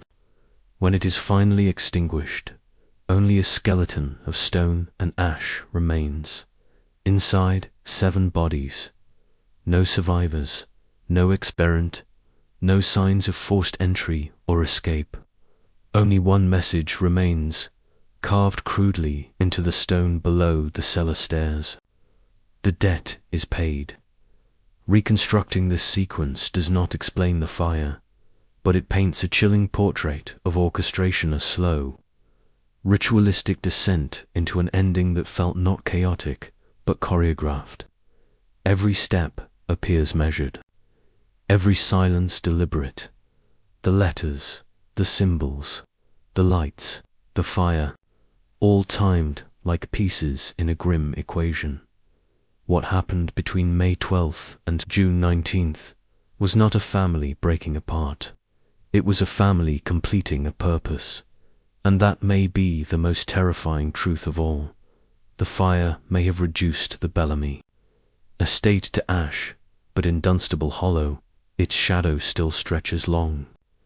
Decades later, the town remains cloaked in a heavy silence, less the result of forgetfulness and more an act of sustained refusal. The incident is never discussed openly, not in classrooms, not in church pews, not in the creaking wooden chairs of the town hall, whose officials, some descended from families that once socialized with the Bellamy, still shut down any public inquiry with bureaucratic finality. One selectman, when approached by a Boston journalist in 2007, replied simply, "The past belongs to the ground now. Let it lie." That journalist was later found to have no published article on the matter, just an empty file marked unviable. Source retraction. Despite the town's institutional amnesia, traces of the incident remain, barely visible in the seams of daily life. A librarian in the next county over, who once lived in Dunstable as a child, claims her family left the town abruptly in 1972. When asked why, she didn't hesitate. "We weren't supposed to ask what we saw, and I did." Her surname has changed since, as has her address 3 times, all within 50 miles of the old estate. She is not alone. At least 4 other individuals, all of whom were children during the Bellamy fire, now live quietly in neighboring towns under altered names. Their histories, when traced, reveal sudden disappearances from school registries, re-enrollments in rural districts, and altered family records. One, now in his 70s, declined to speak on camera, but left a note with a local historian. "I remember the smoke, and I remember something darker behind it. Attempts to redevelop the land have all failed. In 1985, a wealthy contractor proposed turning the estate grounds into a historical park citing the Bellamy's architectural significance and offering to fund the entire project himself. The proposal was unanimously rejected by the town council. He tried again 2 years later, then again in 1990, then in 1998, 2004, 2011, and once more in 2018. Each time, the proposal was denied without explanation. No vote recorded, no minutes filed, just silence. When a reporter asked a current council member about the rejections, she only offered a faint smile and said, "The land is spoken for." To this day, the property remains fenced off and untended, just woods, weeds, and the half-sunken stone foundations of the old manor. Children do not play near the area. No hikers enter the trails that run through the estate's western woods. A for sale sign still stands at the edge of the path, sun-bleached, rusted, the phone number faded into illegibility. No one has touched it in years. Locals report that GPS signals falter near the hilltop, and that compasses spin without bearing when brought too close to the cellar's ruins. A small survey crew contracted in 2001 abandoned their work within 2 hours. One member later confessed to experiencing auditory hallucinations. Near the orchard, a voice repeating his name in a tone he described as both gentle and hungry. He never returned. The few remaining photographs of the Bellamys, once displayed in the town's historical society, have since been taken down. The portraits are said to have caused unease in visitors. One of Everett, displayed briefly in a museum exhibit on Massachusetts aristocracy, was removed after the frame shattered overnight. No sign of forced entry, no environmental cause. The greater question, however, is not why the town refuses to engage with the past, but what it is protecting by doing so. Survivors and researchers alike believe that the Bellamy tragedy, if it was a tragedy at all, is the culmination of something far older than a single family. They were caretakers, said one folklorist in an unpublished paper, not just of a house, but of a debt. What that debt entailed, and to whom it was owed, remains unclear. But the pattern, rituals, symbols, silence, fire is all too familiar to those who study generational cult structures and esoteric belief systems. Masked as aristocratic tradition, even more unsettling are the whispers from nearby clergy, quietly passed from one generation of priests to another. One was recorded in 1993, buried in a private Vatican memo uncovered by accident. It contained a single phrase, "Dunstable still burns, though no smoke rises." And so the estate remains untouched. The family remains officially deceased.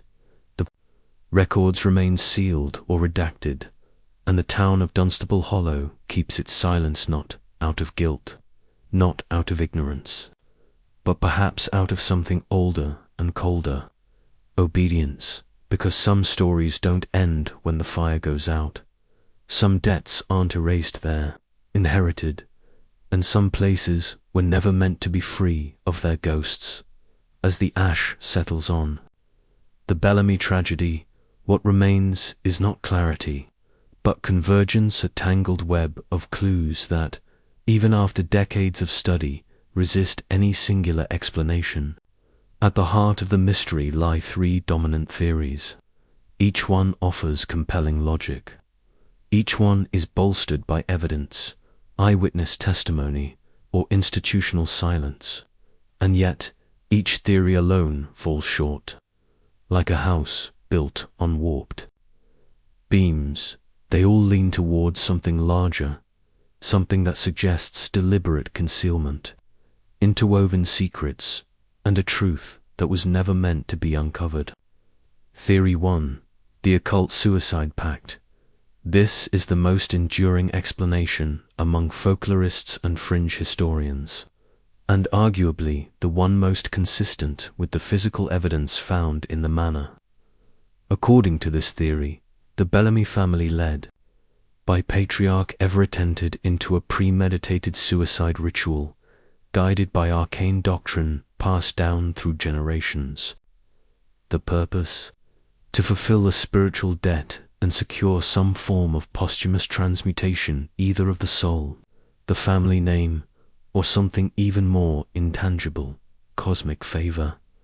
Supporting this theory are the basement carvings reading "We give so that it sleeps," and the central floor mural, a perfect match for 16th century alchemical diagrams used in combustio perfecta, rites rituals that required fire to burn the mortal veil and release an entity or intention beyond. This plane, the inverted pelican on the Bellamy crest, a potent symbol of sacrificial parenthood, further suggests that Everett viewed his children not as heirs but as offerings. There's also the behavior of the family in the final weeks. Alice's final letter signs off with an alias rooted in ritual servitude. Thomas is last seen barefoot, holding dried herbs, staring into the woods like he's waiting for something to come out of them. Everett sends a page from an alchemical text to a Boston dealer just days before the fire, marked with the words, "Fire is the tongue of God." Taken together, these are not the actions of a family planning an escape, or even a murder. They are the steps of a sacrificial liturgy, meticulously followed to its final ignition. However, the ritual theory falters when considering the time of death. Reports from autopsies. The bodies recovered showed signs of having died days, apart some as many as 10 days before the fire. One was found without a head, another without hands. This suggests the deaths were not simultaneous, but staggered, controlled, and perhaps not all consensual. The so-called pact begins to look more like a staged obliteration. Theory 2. Statron psychological experiment. The second major theory, whispered among government conspiracy circles and investigated briefly by independent journalists, is that Bellamy Manor was the site of a sanctioned psychological experiment, possibly linked to the broader MK Ultra program that was active during the same time period. The logic behind this theory begins with Everett Bellamy's background, an Ivy League academic with known connections to obscure research societies, and a personal library filled with government-restricted texts. Some believe the family's descent into madness or ritual was artificially induced. Former CIA documents declassified in the 1990s confirmed that several Massachusetts facilities were used for behavioral modification trials between 1953 and 1970. One such program, codenamed Penumbra, was focused on multi-generational cognitive conditioning through symbolic exposure, while no direct link to the Bellamys was ever made. The methodology described ritual language, sensory deprivation, controlled environments mirrors, the techniques reportedly used inside the manor. Then there are the physical anomalies, the melted 1891 key that fits no known door, the room full of children's shoes hidden behind a sealed wall, the taxidermy animals with human teeth, artifacts of psychological warfare designed not for ritual, but for the erosion of reality. More chilling is the testimony of a former contractor who claimed the estate's original route. Cellar contained lead-lined walls and two-way mirrors, hidden behind masonry. These features point not to religious devotion, but to prolonged observation, and control possibly of children born into an experiment they never agreed to. Yet this theory also presents problems. Chief among them, motive. Why would the state target a wealthy, high-profile family in plain view of a small New England town? Why the need for such elaborate symbolic architecture? Proponents argue that secrecy was the point, that Dunstable Hollow, a town with historical roots and suppression and witch trial precedent, was the ideal location. A place where no one asked questions. A place where erasure was easy. Theory 3. The curse rooted in Puritan ritual murders. The third and most esoteric theory begins not in 1971, but in 1693, when Dunstable Hollow was the site of a lesser-known but particularly brutal witch trial. According to surviving Puritan court transcripts, a family accused of heresy was burned on what would later become the Bellamy estate. The family name was Bellam, a distortion some scholars argue was later anglicized to Bellamy. The records state that the Bellams were found guilty of conjuration, blood pact, and profane baptism, and that their children were cleansed in fire that the sins might not pass. Folklorist Ruth Carrington uncovered a passage in a 1702 religious tract written by a Puritan minister in the region.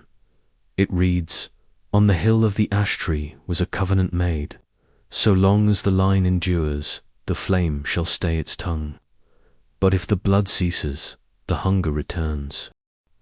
This chilling reference matches the Bellamy family's heraldic motto erased from public record after the fire, which loosely translates to, "Through suffering, we preserve." Supporters of the curse theory point to how meticulously the Bellamys preserved their lineage, with no record of adoption or name changes for over 2 centuries. The home was passed through direct bloodlines, and the property's boundaries were never sold, sublet, or contested. The belief is that the family had become stewards of something older, debt-born in fire, bound to blood, and requiring cyclical payment. The estate, in this view, was less a home and more a prison designed to keep something dormant, something that could only be sated by ritual, silence, and sacrifice. Skeptics rightly ask, why would a 17th century curse survive into the modern era without historical interruption? Why would no one speak out? The answer, some say, is simple. They did, and they were ignored, removed, and at the core, institutional silence. What all 3 theories share is a common enemy.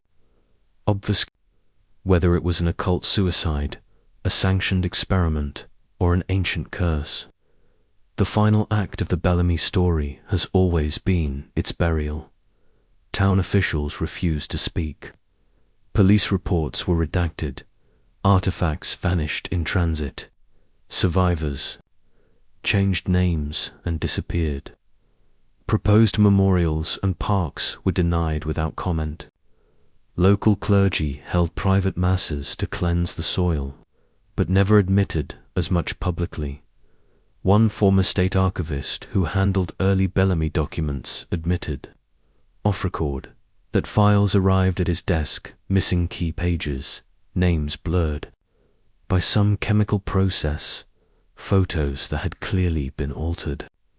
When asked what he believed happened, he said, "Something the state decided wasn't meant to be understood, just managed." In truth, no single theory holds all the answers. But there overlaps the ritual patterns, the psychological manipulation. The erasure suggests one undeniable conclusion. This was not just a fire. It was an act of deliberate closure, a containment, and the ones who sealed it did so with a coordination far beyond what a grieving family or even a deranged patriarch could orchestrate alone. In the end, whether it was belief, science, or history that lit the match, the silence that followed was not accidental. It was engineered, maintained, and most disturbingly, preserved as investigators and historians pored over the smouldering remnants of Bellamy Manor. They began to notice something unsettling. This wasn't the only story of its kind. In fact, when viewed in the chilling light of similar events across the globe, the Bellamy fire begins to look less like an isolated tragedy and more like one node in a vast and shadowed web. 3 parallel cases, separated by oceans, cultures, and decades ago. The Bellamy pattern with haunting precision, architectural symmetry, ritual markings, unexplained fires, and a shared emblem of sacrificial legacy. Each event is cloaked in its own mystery, yet together they form a constellation that defies coincidence. 1984. The Ellaby Estate Fire, North Wales. In the countryside of Gwynedd, an old aristocratic estate known as the Ellaby House burned to its foundations in the early hours of December 17th. The family, Lord Duncan Ellaby, his wife Moira, and their 4 children were all found inside, their bodies arranged in a circle within the dining hall. Oddly, there was no sign of forced entry or struggle, and despite the home's age, no accelerant was ever discovered. Investigators were baffled not just by the heat of the blaze, but by its surgical precision. It consumed only the interior, leaving the outer stone walls untouched, mirroring the Bellamy fire exactly. Even more alarming was the architecture. Ellaby House was built in 1802 but bore the exact same blueprint ratios as Bellamy Manor, for wings surrounding a central ritual chamber, with a cellar accessible only through a sealed dumbwaiter shaft.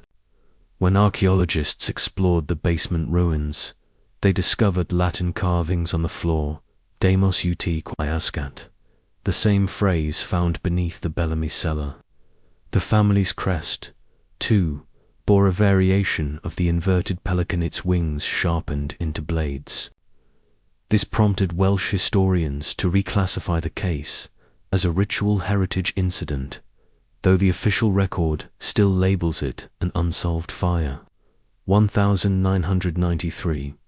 Sakuragaoka, mass death, Japan, on June 3, 1993. Police in the rural outskirts of Sakuragaoka responded to a series of calls reporting smoke and strange sounds near a remote, privately owned manor. What they found inside was described in government reports, now partially declassified, as an orchestrated death scene. 8 bodies, each dressed in ceremonial robes, were found in the basement. Cause of death was a combination of blood loss and smoke inhalation. The walls of the chamber were covered in carvings that forensic teams struggled to identify until an international scholar linked them to the same floor mural found at Bellamy Manor, an Ouroboros surrounding a stylized flame nested in a perfect alchemical circle. Even more disturbing was the presence of a Western-style tome found in the homes. Study a 19th century English grimoire titled The Seed and the Ember, which had once been banned in both England and Germany for its depictions of sacrificial transformation. Inside, a pressed letter was found in near-perfect English, addressed to House Bellamy, Dunstable Hollow. Japanese authorities quietly contacted American diplomatic channels, and the case was subsequently closed with minimal public explanation. Local journalists who tried to pursue the story later reported surveillance and pressure to drop the matter. To this day, the house remains sealed. Locals call it Chino Cocorega, the blood shelter. 2008, Alaskan Lodge, burning, United States. On the outskirts of Fairbanks, Alaska, An abandoned hunting lodge caught fire under mysterious circumstances on January 26, 2008. The blaze was intense, hot enough to melt structural steel, and left almost nothing behind. But what did survive altered the course of the investigation. A photo album, half-chart, with the Bellamy family crest etched into its cover. Inside were dozens of black and white photographs, none labeled, depicting masked figures gathered around a circular symbol in the snow, performing what appeared to be ritual acts. One photo showed a young girl, barefoot, eyes closed, standing in the center of a flame-inscribed circle. The background revealed snowy mountains and pine trees consistent with Alaskan terrain.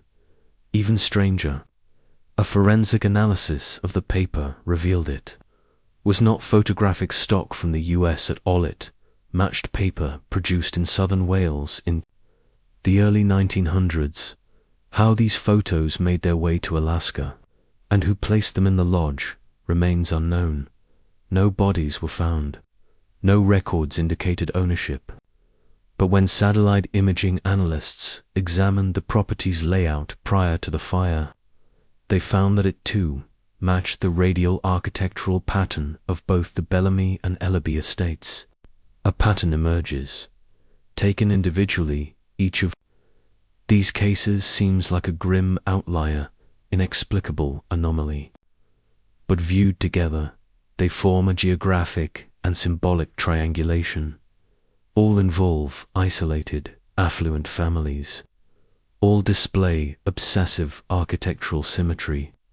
All feature ritualistic elements, Latin, inscriptions, sacrificial symbolism, precise placement of the dead, and in each evidence was quickly suppressed or redacted by local and international authorities. Researchers attempting to trace any genealogical link between the families have been met with obstruction. However, independent genealogist Marta Nevis uncovered a buried record indicating that Moira Ellaby's maternal line included a Massachusetts-born woman from the 1870s named S.C. Bellamy. The name disappears from public record shortly after 1891. The same year, the mysterious key found in the Bellamy ruins was forged.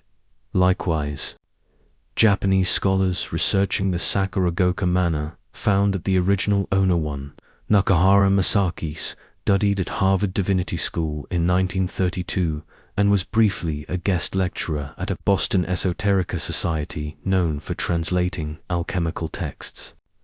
Guest logs from the society show his name directly beneath that of E. Bellamy. In Alaska, there are no names, no census trail, but records show that a single-engine plane chartered from Massachusetts landed in Fairbanks in 1974, 3 years after the Bellamy fire. No pilot was registered.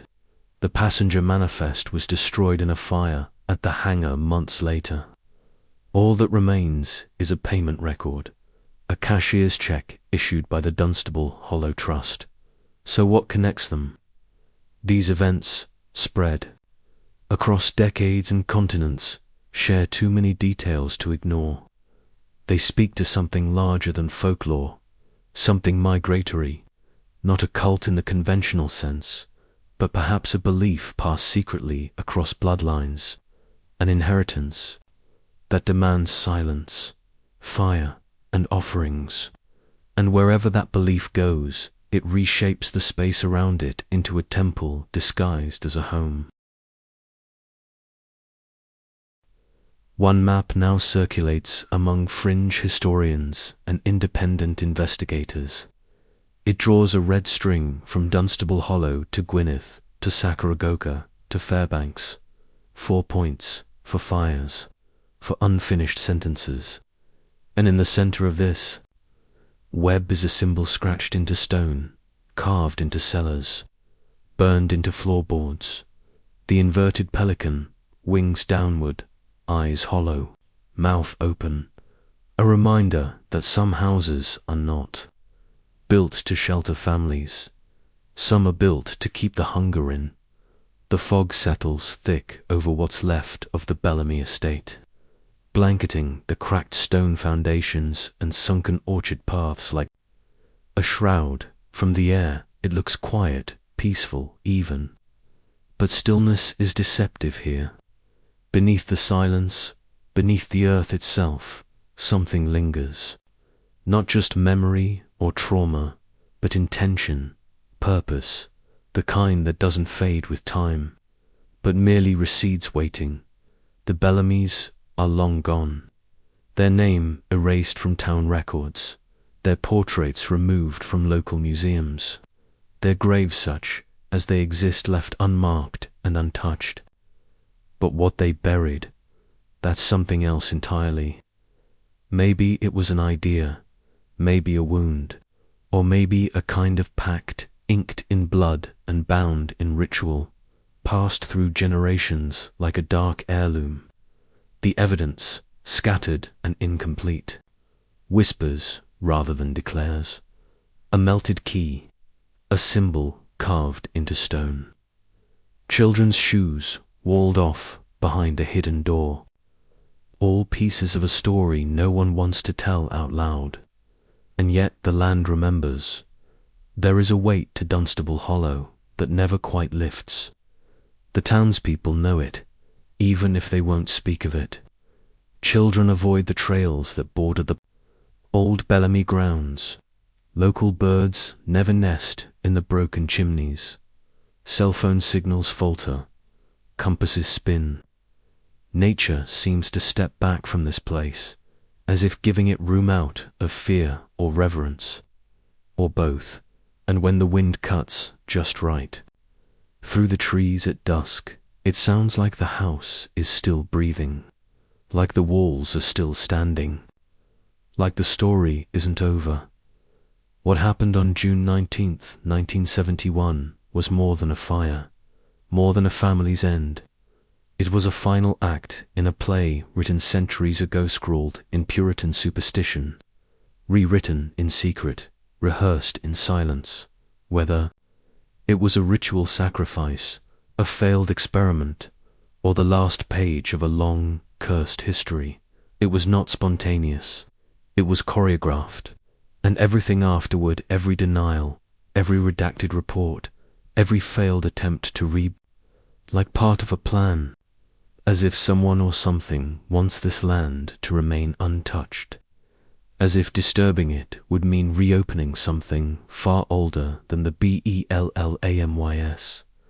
And so the estate sleeps, not forgotten, but deliberately left alone, like a locked door at the end of a long hallway. Most will walk past it, a few will wonder what's behind it, and one day someone curious or careless will open it again, not realizing that what sleeps beneath Bellamy Manor doesn't dream in years or decades. It dreams in bloodlines, because history doesn't end. It doesn't disappear, it doesn't burn away. It simply reshapes itself, puts on a new mask, adopts a new name, finds a new house. And when it does, it smiles with the mouth of tradition, of legacy, of family, until one day someone finds another sealed room, another diary written in a hand not taught in school, another body posed like a ritual offering, and they'll say, "This looks familiar." The real question isn't what happened to the Bellamy, it's whether you'd recognize it if it happened again. Would you see the signs? Would you hear the silence? Or would you, like so many others, look away because some truths ask too much, cost too much, and demand what none of us are willing to give? The Bellamys are gone, but their story isn't finished. It's only waiting.